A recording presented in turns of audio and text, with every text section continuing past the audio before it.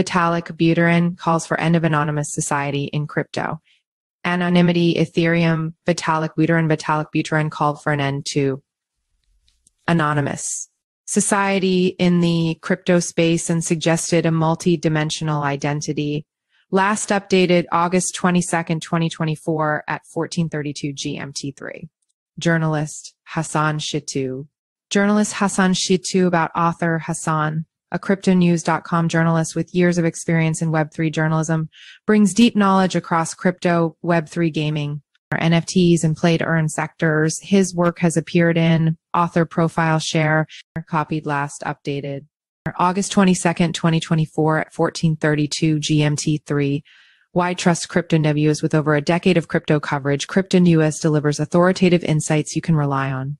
Our veteran team of journalists and analysts combines in-depth market knowledge with hands-on testing of blockchain technologies.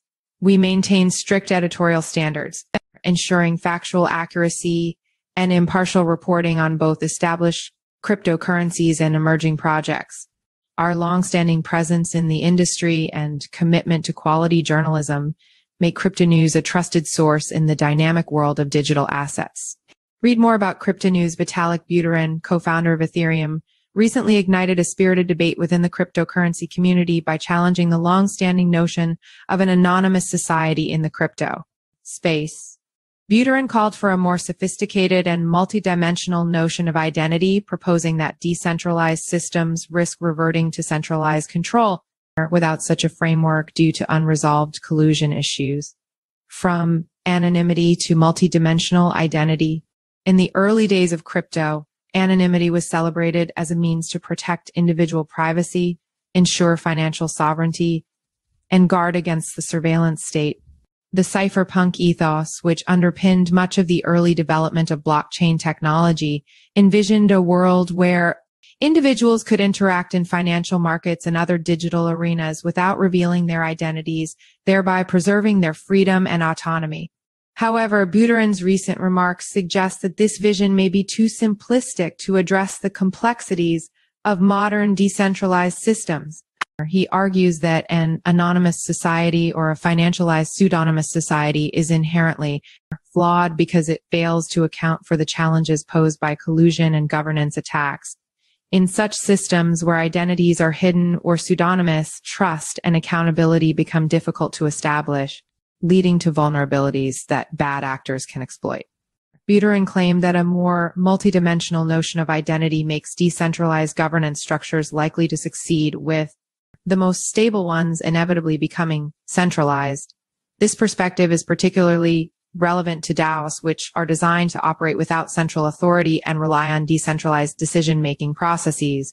However, as these organizations have grown, they have encountered significant challenges related to governance, particularly around decision-making and the influence of wealthy or powerful participants.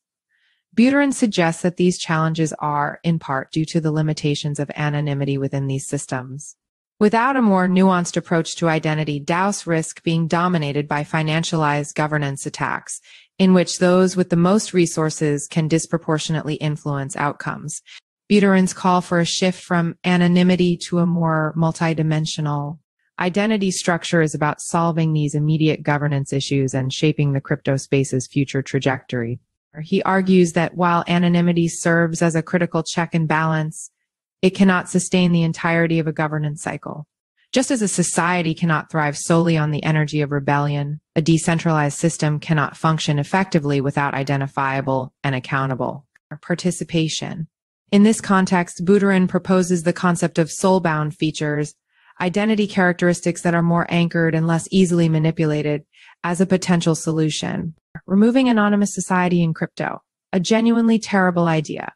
Vinay Gupta, a technologist who deeply understands blockchain technology's philosophical and practical implications, argues that Buterin's approach is misguided, even calling it a genuinely terrible idea. He claimed that it solves the wrong problems in the wrong way. In Gupta's view, the real challenge is adapting our political and governance philosophies to address these new risks, rather than focusing on the nuances of identity in a decentralized system. Gupta's critique of Buterin's plurality concept also extends to the technology underpinning the crypto space. He asserts that crypto's core value lies in its ability to provide self-sovereignty through faceted identity, allowing individuals to control their identities independently of any state or tribal affiliation. He argues that this is one of the fundamental achievements of blockchain technology, enabling individuals to interact in digital spaces without being defined or constrained by their identities. However, Gupta warns that introducing rich intersectional identities into this space could lead to a society characterized by entitlements and exclusions, which is antithetical to the original cypherpunk vision. In particular, Gupta opposes the idea of building a society in which identity plays a central role in governance and social interactions. He argues that such a society would inevitably lead to greater surveillance and control as identity becomes a tool for inclusion or exclusion within various systems. He believes that this would undermine the very principles of liberty and self-sovereignty that crypto was designed to protect. Instead, Gupta advocates for a return to the cypherpunk ideal of a largely anonymous society, where individuals can participate in digital spaces without revealing their identities or being subjected to identity-based entitlements. Gupta's critique also touches on the practical challenges of integrating identity into decentralized systems. He warns that introducing identity into these systems could lead to more excellent centralization, as managing identities would likely require some oversight or control. This could, in turn, lead to the very governance issues that Buterin is trying to avoid, as those in control of identity systems could exert disproportionate influence over decentralized networks. Follow us on Google News.